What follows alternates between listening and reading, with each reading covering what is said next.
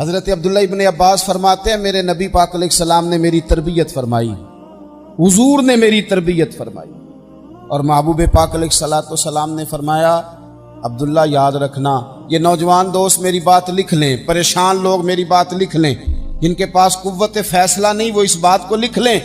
حضرت عبداللہ ابن عباس فرماتے ہیں میرے نبی پاک علیہ السلام نے مجھ سے فرمایا تھا عبداللہ سن، اگر ساری دنیا مل کے تیرا کوئی نفع کرنا چاہے کر نہیں سکتی جب تک میرے رب کی رضا نہ ہو، اور فرمایا ساری دنیا مل کے تیرا کچھ بگاڑنا چاہے تو عبداللہ بگاڑ نہیں سکتی جب تک رب کریم کی حکمت کا تقاضا نہ ہو۔ لوگوں سے ڈرنا، لوگوں کی طرف دیکھنا، یارو گردن کو جھکا دیتا ہے خیرات کا پتھر، جہاں میں مانگنے والوں کے سر کبھی اونچے نہیں ہوتے۔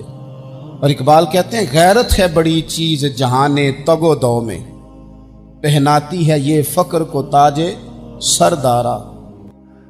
میں عرض کروں گا کہ اپنی آپ جب توجہ کا قبلہ اللہ رسول کو بنائیں گے تو رب فرماتے ہیں وَيَرْزُقْهُ مِنْ حَيْثُ لَا يَحْتَسِبُ، میں نہ تجھے وہاں سے رزق دوں گا جہاں سے کبھی تیرا گمان بھی نہیں گیا ہوگا، یہاں سے بھی مل سکتا ہے، تو نے سوچا بھی نہیں ہوگا۔ بخاری شریف میں حدیث ہے، حضرت جابر ابن عبداللہ فرماتے ہیں نبی پاک صلی اللہ علیہ وسلم نے 300 لوگوں کا ایک لشکر روانہ کیا کسی مہم کے لیے، کسی جہاد کے لیے۔ حضرت ابو عبیدہ بن جراح رضی اللہ تعالیٰ عنہ امیر لشکر تھے۔ فرماتے ہیں غربت اتنی زیادہ تھی، بھوک اتنی زیادہ تھی کہ ایک ایک کھجور دن میں ایک وقت کھانے کو ملتی تھی، اور کچھ دن ایسے آئے کہ اب کھجور بھی نہیں مل رہی۔ فرماتے ہیں اتنی زیادہ بھوک لگی مجاہدین کو 300 بندہ پتے کھا کے گزارا ہونے لگے، یہ بخاری میں موجود ہے۔ آپ فرماتے ہیں کہ دریا کے کنارے ہمارا پڑاؤ تھا، ٹھہراؤ تھا، جب بھوک سے نڈھال ہو گئے وَيَرْزُقْهُ مِنْ حَيْثُ لَا يَحْتَسِبُ، اللہ وہاں سے روزی دیتا ہے، گمان بھی نہیں ہوتا۔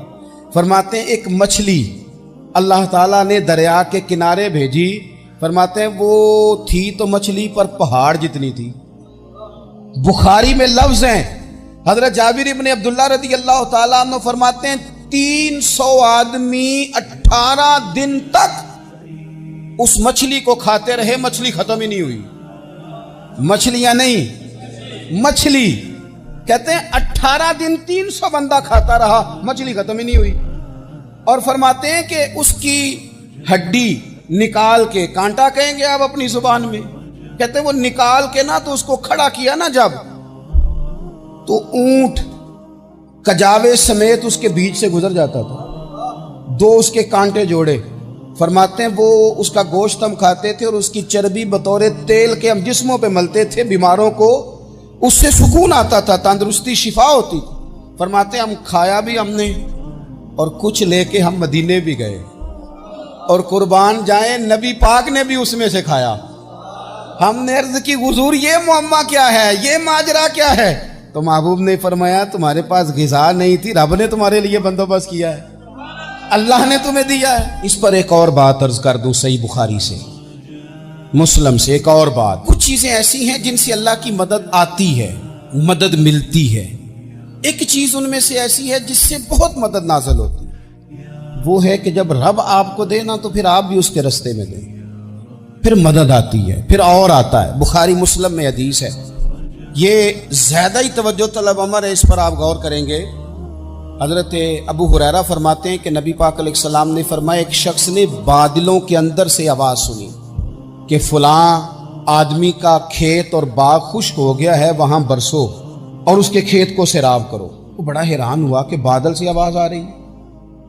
پھر اس نے دیکھا کہ ایک پہاڑی پر بارش ہوئی، وہ بادل وہاں برسا، پھر نالیوں سے ہوتا ہوا پانی ایک طرف چلا، تو جس نے آواز سنی تھی حضور بیان کر رہے ہیں، وہ بھی پیچھے پیچھے چلا کہ پانی کدھر جا رہا ہے۔ اس نے جا کے دیکھا کہ ایک مقام پہ ایک باغ کو وہ پانی لگ رہا ہے اور ایک آدمی وہ پانی لگا رہا ہے۔ اس نے اس سے پوچھا تیرا نام کیا ہے؟ اس نے کہا کیوں؟ کہنے لگا بتا نا۔ اس نے نام بتایا تو کہنے لگا یہی تو وہ نام ہے جو میں نے بادلوں کے اندر سے سنا ہے کہ فلاں کے کھیت کو پانی دے دو۔ اس نے کہا یار تو کیا عمل کرتا ہے کہ اسپیشل تیرے لیے بارش برسے؟ یہ بخاری پڑھ رہا ہوں، سیاستہ سے حدیث عرض کر رہا ہوں۔ اس سے پوچھا تو کیا کام کرتا ہے کہ جناب اللہ تبارک و تعالیٰ کا حکم کرم آیا کہ خاص تیرے لیے پانی برسے اور تیرے کھیت کو سیراب کرے. تو اس نے کہا چھوٹا ذمہ دار ہوں، پر جب فصل اگتی ہے تو 3 حصے کرتا ہوں. ایک حصہ اپنے بال بچوں پہ، بہن بھائیوں پہ خرچ کرتا ہوں، ایک حصہ پورا، اور ایک حصہ دوبارہ کاشتکاری پہ لگاتا ہوں، اور تیسرا حصہ خالص میں نے مسکینوں، یتیموں اور غریبوں کے لیے رکھا ہوا.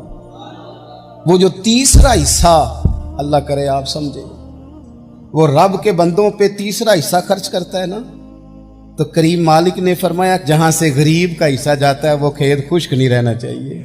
وہ جہاں سے مسکین روٹی کھاتے ہیں وہ خشک نہ رہے.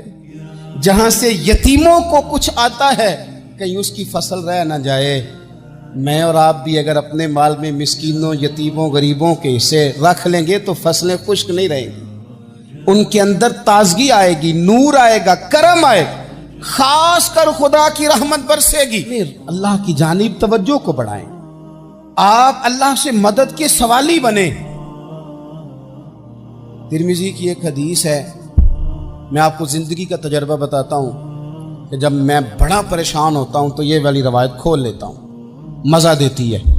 میرے نبی پاک علیہ السلام نے فرمایا اپنے دکھ سیٹھوں نوابوں کو نہ کہنا، مالداروں کا نہ کہنا، ورنہ اللہ تمہیں کبھی غنی نہیں کرے گا. فرمایا اپنے دکھ اپنے رب کی بارگاہ میں عرض کرنا، جلدی کرے یا دیر سے کرے اللہ تمہیں لوگوں سے بے نیاز کر دے گا، اللہ تمہیں غنی کر دے گا. رات کو بیٹھو نا اس کی بارگاہ، اسے دکھڑے سناؤ، چھوٹی چھوٹی باتیں. حضور نے فرمایا نمک بھی مانگو تو رب سے مانگو. چھوٹی چھوٹی بات سے شروع کرو نا. جب بندہ شروع کرتا ہے نا چھوٹی چھوٹی چیزیں تو بڑی ساری چیزیں، یہ اس طرح ہوتا ہے جیسے بندہ رب سے گفتگو کر رہا ہے، مالک مجھے یہ چاہیے، مالک میں یہاں